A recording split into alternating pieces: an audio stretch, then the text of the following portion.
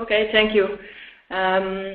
So today I would like to talk to you about big social data, and more importantly, how you can get from that big social data, how you can transform it into smart data. First of all, what do we mean with big social data? So to give you an example of what we mean with big social data, we can ask ourselves the question, how many tweets there are every single minute? So we know for sure now that we have about 100,000 tweets every single minute. There are over 650,000 Facebook shares every single minute. Every minute there are about 48 hours of new video uploaded to YouTube and 28,000 new blog posts on Tumblr. So this is what we mean with big social data. To give you another example of what we mean with big social data, I would like to demonstrate to you the Twitter Firehose. Maybe some of you are familiar with the Twitter Firehose. Actually, the Twitter Firehose gives you access to the public tweets in real time. For example, the company DataSift is actually giving you access to the Twitter Firehose, and this is actually an example of the Twitter Firehose for McDonald's. So you can actually see the new tweets as they appear on Twitter for McDonald's in real time. So depending on when you look, of course, you see many tweets popping up the screen. So as you can see, we have an amazing amount of tweets here, and probably most of you market researchers are thinking, wow, what a great amount of data we can analyze. This is great. Unfortunately, this is not really the case. This is because most big data is actually not relevant and is actually full of noise. The basic reason why the social data is not so great at first is because it's organic data. Social media data are organic because social conversations take place naturally without any analysis in mind. The social media data are as such a byproduct of social media platforms. This is really different from what we know as design data, such as survey data, that is created with the aim of gaining specific insights. As a result, design data is much richer than social data. So the question is, how do we get from big social data to smart social data? This is actually the topic of today's presentation, and I would like to give you 5 steps to transform big social data into smart social data.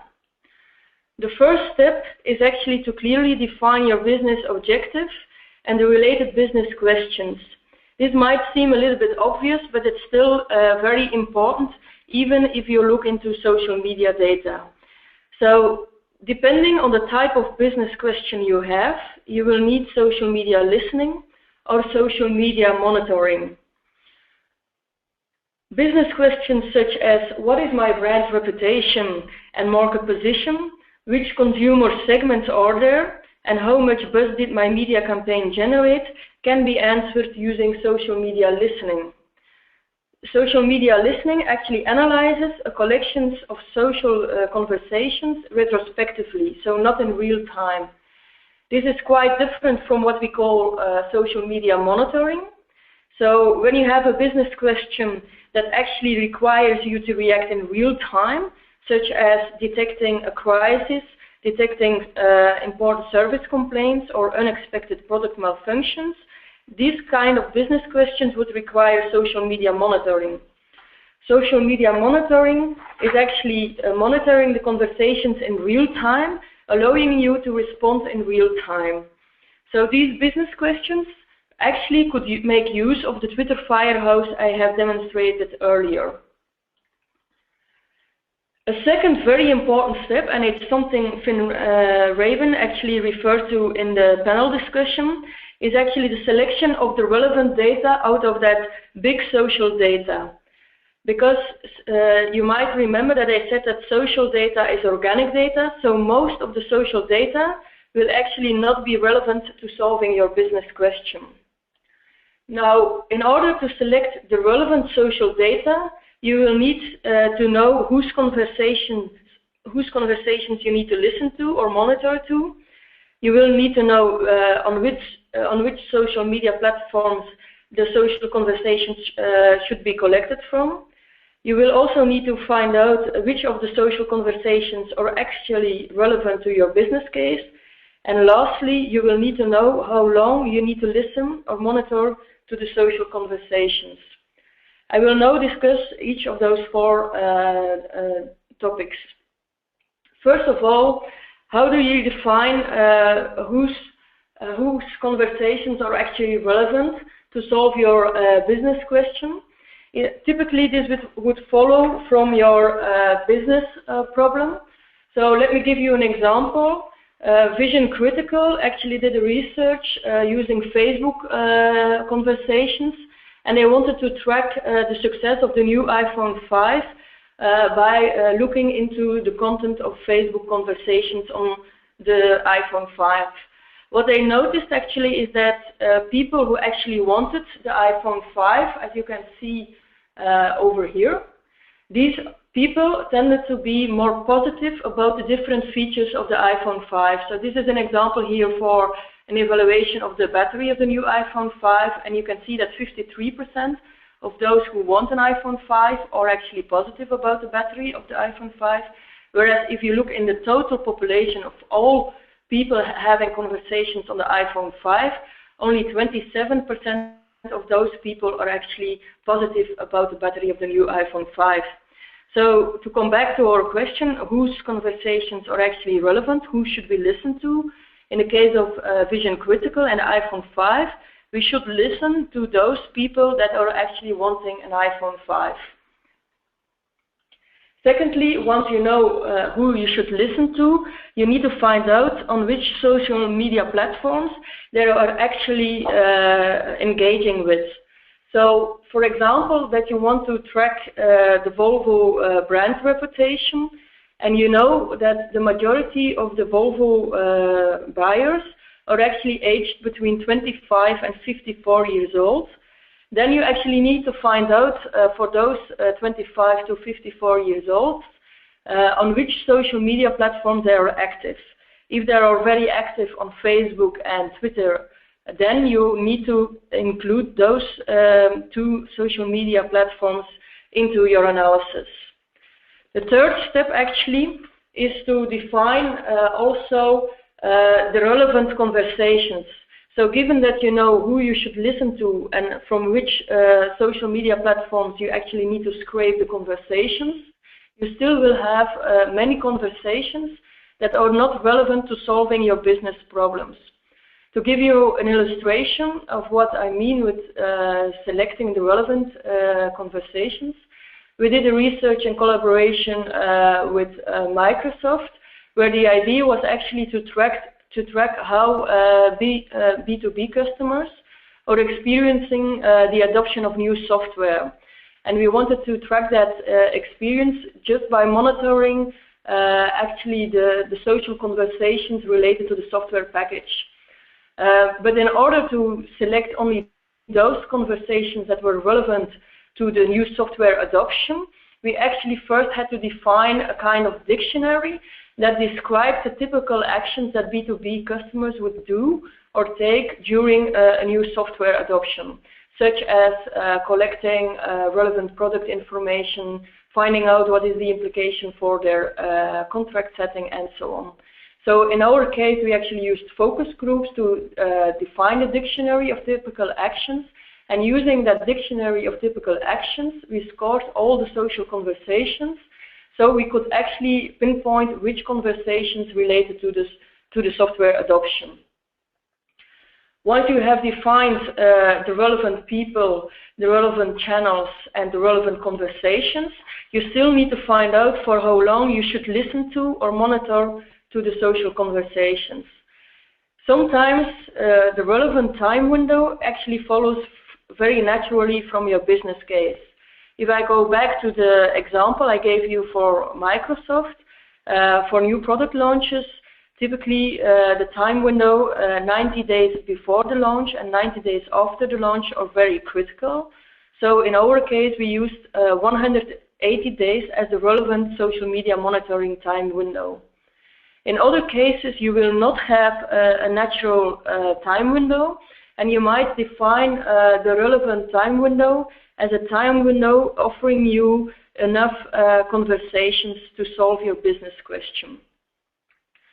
This brings me to the third step. So once you have an idea whether you need social media monitoring or listening, and once you have selected the relevant data, you will still need to clean and pre-process the relevant data. After all, social media data are very unstructured and extremely messy. So the garbage in, garbage out principle rules very strongly for social media data. Therefore, I would strongly recommend that you spend a lot of time cleaning and pre-processing your relevant social data. It's important when you clean the data that you still keep your business objective in mind. So, for example, if you want to detect a crisis, it would not be wise to remove emoticons or markup. Also, it's to improve the performance of your model and of the cleaning and pre-processing. You might want to have context-specific cleaning, which is actually offered, for instance, by Convey API. The third step actually to go from big social data to smart social data is to analyze your data, the relevant data, with your objective in mind. Depending on your business objective, you will either need to tally the number of conversations per topic, per country, and so on. But then to solve other types of business questions, you might need more advanced social media analysis. And this is what I would like to talk about right now. So social media analysis actually involves a whole spectrum of analysis, going from influencer analysis, who is influential, to topic analysis, what are they talking about, to sentiment analysis, in what way are they talking about a certain topic. When I consider the type of sentiment analysis that is available today, I think in many cases the three levels that are available, being neutral, negative, or positive, are often not granular enough to solve the business question you have. So I would like to argue to use a finer grained sentiment scale if necessary. So, for example, if you want to detect a crisis, you might need more variations or more gradations of negative sentiments. In our case, when we monitored the response to new software for Microsoft, we actually used up to 7 levels of sentiment, of which 4 were negative and 2 were positive. What is also very important when you do sentiment analysis is that you need to handle the class imbalance problem. Let me give you an example. Suppose that you do a sentiment analysis and you have an accuracy of 80%. This means that you correctly predict the sentiment for 80% of your conversations. But what does this really mean? Often it actually means that you are really good in predicting the conversations being neutral in sentiment, as this is the majority class. However, from a business perspective, you probably would like to have a model that is very good in predicting the smaller classes, such as the negative and positive conversations. So how do we handle this class imbalance problem? There are a few things you can do while estimating the sentiment. So during the sentiment model estimation, you can actually use undersampling of the majority class, and you could also use cost-sensitive learning. Once you have estimated your sentiment model, it's very important that you evaluate that sentiment analysis model not in terms of accuracy, but that you actually evaluate it in terms of recall, precision, and F1 measures. This brings me to the final step, to go from big social data to smart social data, it is very important that you validate your results based on social media data, also using other available data. So this is an example again from our Microsoft case we've done. So this is actually showing you a graph of our experience index that we have created using only social media conversations for 2 software packages. So we have the green line is actually for a software package Denali. As you can see, after launch period, there's actually an increase in the experience. So people actually reacted quite positively towards the software Denali introduction. On the other hand, when we look at the experience index based on the social media data for Office 365, we see that it's quite bumpy and actually very negative after 30 days after the product launch.